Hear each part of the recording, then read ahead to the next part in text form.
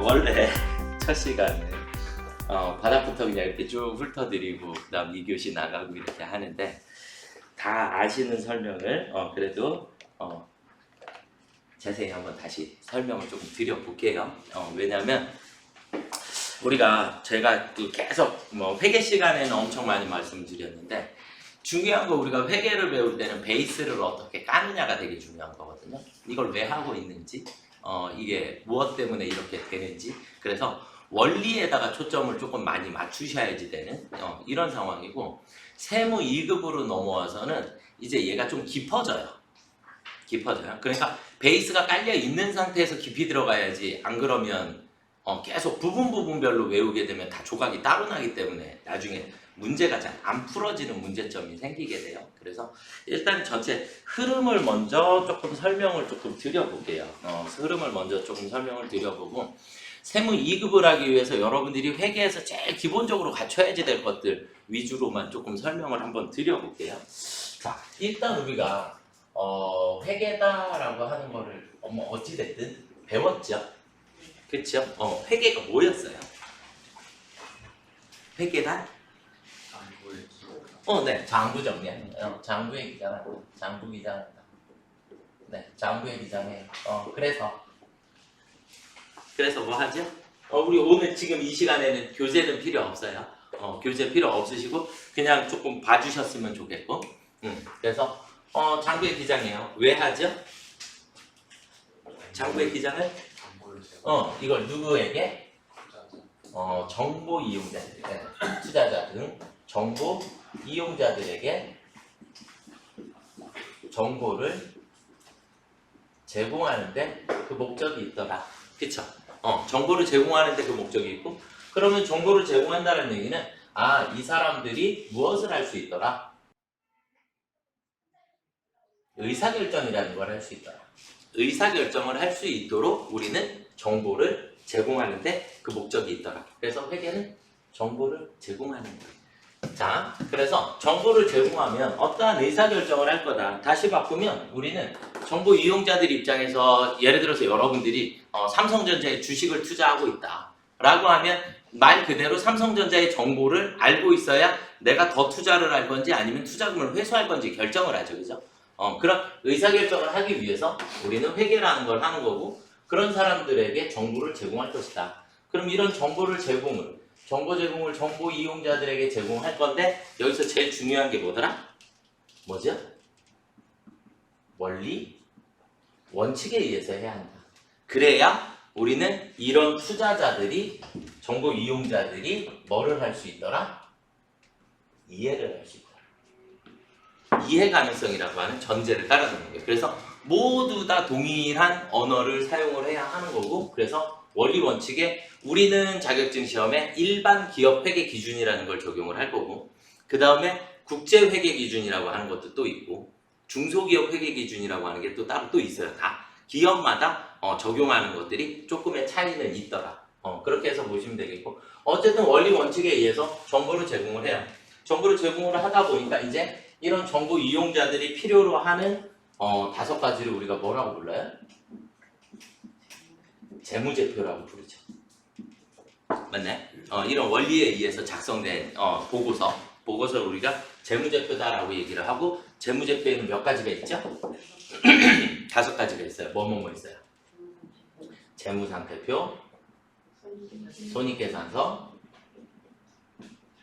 현금흐름표, 자본변동표, 주소 이렇게 5가지가 있죠. 맞죠? 5가지가 있었고 5가지 잠시 후에 다시 또 진도 나가면서 또 설명을 또 드릴게요. 그래서 일단 재무상태표만 우리는 일정 시점이고 나머지들은 다 일정 기간이더라. 맞죠? 일정 기간이고 거의 대부분은 다 무슨 주의? 발생주의라고 하는 거의 원칙으로 우리가 장부를 작성을 할 건데 현금흐름표만 현금주의라는 걸 적용을 한다. 맞죠? 우리 이렇게 기본 개념의 틀로 이제 조금 이해를 조금 하고 계시면 될 것 같고 어쨌든 이렇게 장부를 작성하는 건 우리가 회계에서 말하는 자산, 부채, 자본, 수익, 비용. 이 다섯 가지의 증감 변화를 기록하는 거죠. 맞나요? 다섯 가지에 대한 1년 동안 우리가 플러스 마이너스 생기는 것들을 우리가 장부에다가 기록을 해줄 거예요. 그렇죠? 그런데 우리가 자산, 부채, 자본 이 세 가지는 항상 결산일이 되면 어떻게 해야 되죠? 남아있는 잔액을 다음 연도로 이월시켜야 한다. 이월시킨다. 결국 이월시킨다라는 표현은 뭐랑 뭐가 존재한다? 기초와 기말이 존재할 수 있다. 기초 처음에 내가 가지고 시작할 때의 금액과 기말 다 끝나고 난 다음에 금액 이렇게 두 가지가 존재를 하게 될 것이다. 그 다음에 수익과 비용은 무슨 분에 대해서만? 단기분에 대해서만 계산을 끝낸 거다. 단기분에 올해 발생한 거, 올해 1년 동안 생긴 거. 그래서 우리가 결산일날 올해 게 아니면 어떻게 했어요? 빼버렸죠. 성급선수 그래서 내년도로 빼버렸어요. 맞죠? 그런 과정들이라는 게 거치게 되고 그래서 수익 비용은 단기분만 어디에다 집어넣을 거다? 손익이라는 계정으로 갖다 집어넣을 거다. 그래서 손익 계정에서 장부의 마감이 다 이루어질 거고 여기에서 발생하는 당기순 이익이 생기게 되면 여기에서 당기순 손익이 생기겠죠? 그렇죠? 당기순 이익, 당기순 손실이 생기면 얘는 다시 어디로 가더라? 다시 자본으로 가더라. 그렇죠? 이렇게 되어 있는 거죠. 그렇죠? 이해가 되시나요? 그래서 회계 일단 기본 얘네들이 다 기초적인 흐름인 거고 우리는 그래서 자산, 부채, 자본, 수익, 비용을 자기 변으로 따졌을 때 자산과 비용은 무슨 변이더라? 차변이더라. 그 다음에 부채, 자본, 수익은 대변이 자기 변이더라. 자기 변이 뭐 하는 변이요? 증가하는 변. 증가하는 변. 얘네들은 여기가 증가하는 변. 그러면 감소가 되려면 무조건 어디로? 반대쪽으로 사라진다. 이해가 되셨습니까? 아시겠죠? 그래서 이 정도가 일단 여러분들이 회계를 하실 때 기본적인 이제 틀이 되겠고, 자, 그 다음에 이제 우리가 회계 때 되게 중요하게 배웠던 것 중에 회계에서 제일 중요한 건 뭐 어쨌든 분계예요. 분계. 전표 입력. 맞죠? 우리 분계 어떻게 하죠? 분계 어떻게 해요? 근데 어떻게 들어오면 차변에 적고 나가면 대변에 적고 맞잖아요, 그쵸? 며칠 사이에 변하셨네요. 네, 저 첫날이 제일 힘들어요. 항상 근데 조금 알아가면은 괜찮은데, 네, 자, 어쨌든 우리가 차변과 대변을 구분을 해요. 그럼 원래는 우리 얘네들에 따라서 구분을 하는 거죠. 거래의 8요소에 의해서 자산의 증가, 자산의 감소, 부채의 감소, 부채의 증가, 자본의 감소, 자본의 증가, 비용의 발생, 수익의 발생 이렇게 해서 거래의 8요소에 의해서 우리가 분계다라고 하는 걸 할 건데 우리가 분계를 하는 제일 큰 건 어떻게 한다? 들어오면 차변에 나가면 대변에 갖다 적는다. 이게 일단 기본이다. 그래서 항상 돈을 먼저 갖다 적고 그리고 반대쪽에 돈이 들어오기만 하고 나간 게 없으면 반대쪽에는 얘가 왜 들어왔는지를 쓰시면 되고 얘가 왜 나갔는지를 써주시면 된다. 이게 분계를 하는 제일 기초적인 요령이더라. 그쵸? 그 다음에 우리는 말 그대로 장부에다가 기장을 하는 거기 때문에 장부에다가 기장을 하려면 나한테 없던 게 뭔가가 새로 생겨야 장부에 기록을 하는 거죠. 맞죠? 아니면 이미 장부에 기록이 되어 있는 상황일 거고. 맞죠? 그래서 회계는 무조건 단계가 3단계로 나누어지더라. 무조건 3개의 단계로 나누어진다. 모든 것은 취득이라는 단계가 있고 그 다음에 두 번째는 보유손익이라고 하는 단계가 있고 그리고 세 번째는 처분이라는 단계가 오더라. 그러니까 처음에 우리가 취득이다라는 얘기는 내가 장부에다가 새롭게 기록해야 한다 라는 개념이실 거고 그 다음에 보유손익은 기록을 해놨더니 여기에서 플러스 마이너스가 생기더라. 더 넣어줘야 될 것도 있고 혹은 빼줘야지 될 것도 있고 이런 보유손익이 생길 수 있고 마지막에는 내 장부에서 지우는 처분이라는 과정을 거쳐서 갈 거다. 이해가 되시나요? 이렇게 보시면 되겠고 그러면 이제 취득 과정에서 모든 자산 취득 시 재비용 및 수수료는 어떻게 처리한다? 원가에 포함한다. 맞죠? 취득 원가에 포함시켜 주셔야 하고 그 다음에 누구만 빼고 단기 매매 증권만 제외더라. 단기 매매 증권만 수수료 비용을 따로 써주는 거고 단기 매매 증권을 제외한 나머지 모든 자산은 추가로 조금씩 생기면 모두 다 어떻게 하더라? 원가에 포함시켜 주더라. 이해가 되셨죠? 그 다음에 이제 우리가 보유손익이라고 하는 게 나오게 되는데 보유손익은 가지고 있다 보니까 플러스나 마이너스가 생기는 상황을 우리가 보유손익이다 라고 얘기를 하는데 이런 보유손익에는 일단 뭐 취득 후 지출이라고 하는 것도 있을 수 있고 그 다음에 제가 제일 중요하게 설명드리는 건 미실현 보유손익이에요.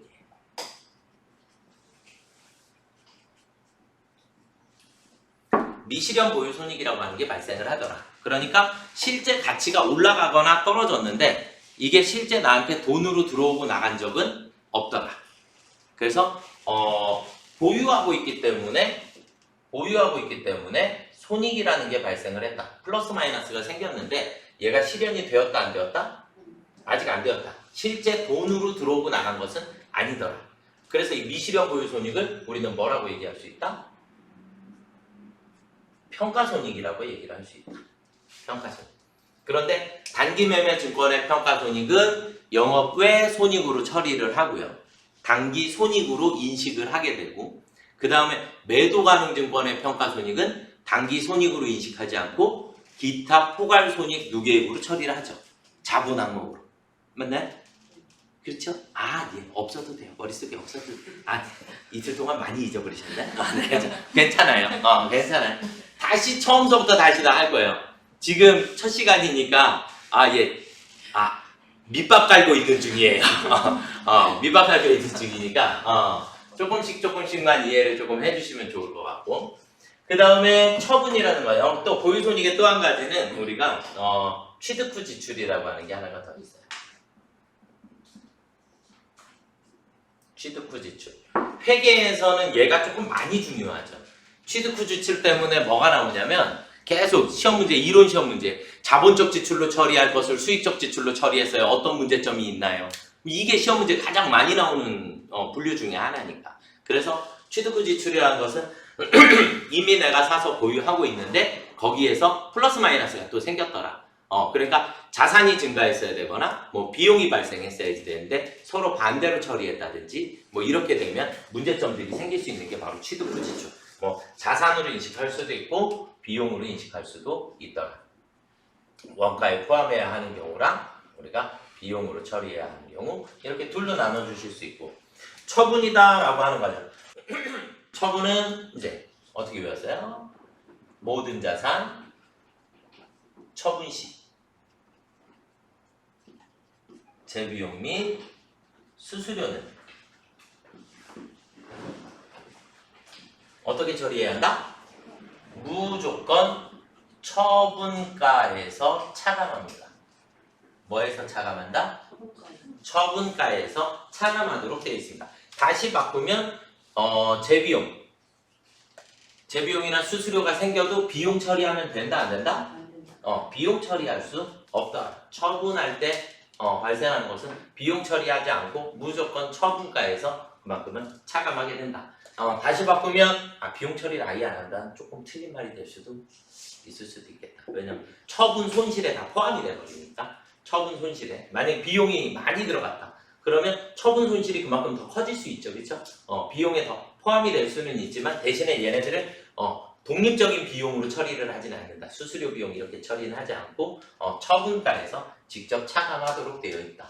이 정도만 여러분들이 조금 이해를 해주시면 좋을 것 같고요.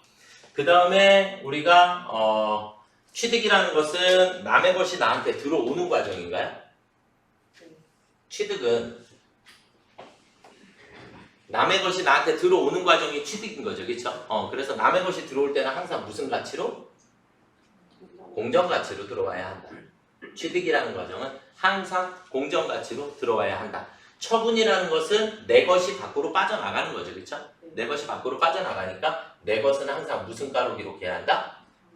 내 것은 항상 장부가로 기록을 해주시면 됩니다. 요 정도가 여러분들이 회계를 배우기 위해서 필요한 제일 기초적인 부분이에요. 이제 세무 회계를 배울 때도 원래 이게 완전 베이스에 깔려 있어야지 되는 상황인 거고, 그 다음에 세무를 배우실 때도 머릿속에 요만큼 정도는 자리를 잡고 있어야, 이제 제가 이제 수업 시간에 회계 때는 우리 자산 차변에 생기지요, 대변으로 사라져요, 이런 상황이었으면 우리가 사라집니다 그러면 그냥 끝난 거죠. 대변 없어지는 게 당연한 거고, 이게 조금 당연하게 베이스로 깔고 갈 것들이니까 여러분들이 머릿속에다가 조금 잘 두고 계셨으면 좋겠다라고 생각을 합니다. 무슨 말인지 이해는 조금 되시죠? 네. 그렇죠? 네. 세법 들어가면 세법도 최대한 압축해서 정리를 조금 해드릴 거고, 거의 뭐 시험 문제에 맞춰서 마찬가지 여러분들도 시험 보시기 전에 첫 시험 보면 50점, 마지막 종강하는 날 마지막 시험에 80점 정도까지를 레벨을 맞춰볼게요. 8, 90점 가까이 되면 되지 않을까요? 네. 그 정도 선까지 맞춰보도록. 지난번에는 우리가 회계 때는 올해 기출 문제를 가지고 하다 보니까 올해 기출 문제가 난이도가 너무 높아서 합격률이 아직 마지막 시험은 합격률이 아직 안 나온 것 같은데 합격률이 너무 높아가지고 점수가 조금 덜 나왔는데 이번에는 최대치 한번 끌어올려 보도록 하겠습니다. 아시겠죠? 네. 열심히 해드리도록 하겠습니다. 우리가 해보셔서 아시겠지만 제일 중요한 건 문 열고 나가면 없어지죠. 그렇죠? 우리가 들을 때는 알고 교실에서 빠져나갈 때 다시 또 포맷하고 다음날 다시 새로운 마음으로 다시 오시고 이게 계속 반복이 될 건데, 그래도 어느 정도 될 때까지는 복습이라는 거를 꼭 부탁을 드리도록 하겠습니다. 아시겠죠? 복습을 해주셔야지만 얘는 살아남아요. 그 다음에 나중에 보시면 아시겠지만 이제 문제를 완전 기계식으로 풀을 거예요. 기계식으로. 그러니까 지금은 어떻게 보면 원리식으로 하나를 알고 이렇게인데, 이제 부가세 부속 서류 들어가면 얘는 뭐뭐뭐 해야 된다고요? 나머지 지워요. 끝. 그냥 이런 식으로 문제를 풀어나갈 거예요. 그러니까 문제의 지문이 여러 개가 나오면 그 중에서 내가 선택을 해서 입력을 해야 되는 경우의 수가 되게 많아요. 그러면 선택할 때 기본적으로 외우고 있었던 것만큼만 딱딱딱딱 지우고 그냥 입력. 지우고 입력.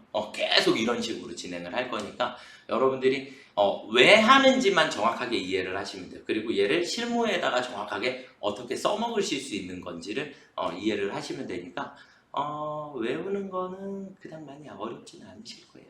천천히 하시다 보면 금방 익숙해지실 거고, 대신에 이런 게 하나가 더 있어요. 세무과정은 회계과정에 우리 5페이지 한번 보실까요?